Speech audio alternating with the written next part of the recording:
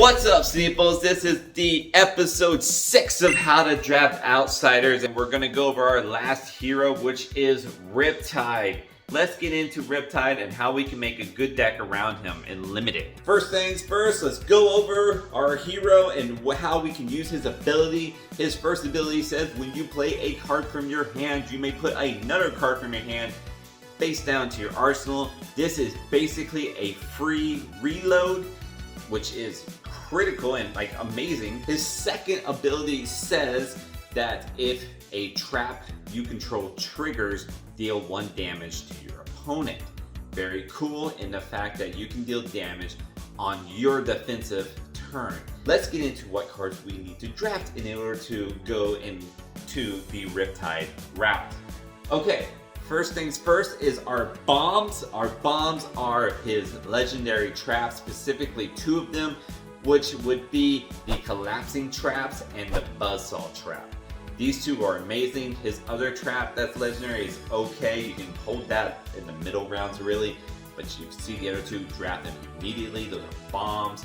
Death Touch and the Codexes, these are multi-class cards that are bombs. Draft those. Those are great for if you're gonna be Uzuri or Riptide, so it lets you stay open. Those cards are probably gonna, be your 1-2 picks. You're probably not gonna see them by pick number 3. So let's go over some of the other cards we could see early on that would lead us into the Ranger route. These are your good Ranger cards, such as Barbed Undertow, Melting Point, Lace with Blood Rot, Lace with Inertia, Premeditate. These are all very, very good cards.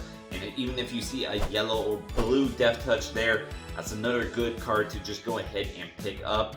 These are all going to lean you into that Ranger route. In the middle rounds, you can still stay very open with Riptide because Riptide doesn't need arrows to win.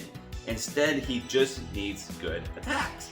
So use that to your advantage and draft some cards that look to work with Riptide's ability.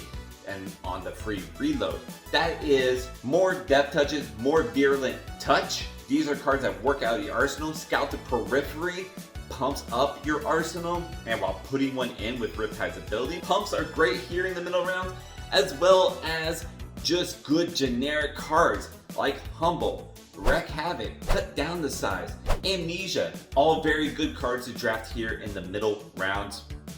You want to try to get just big generic cards.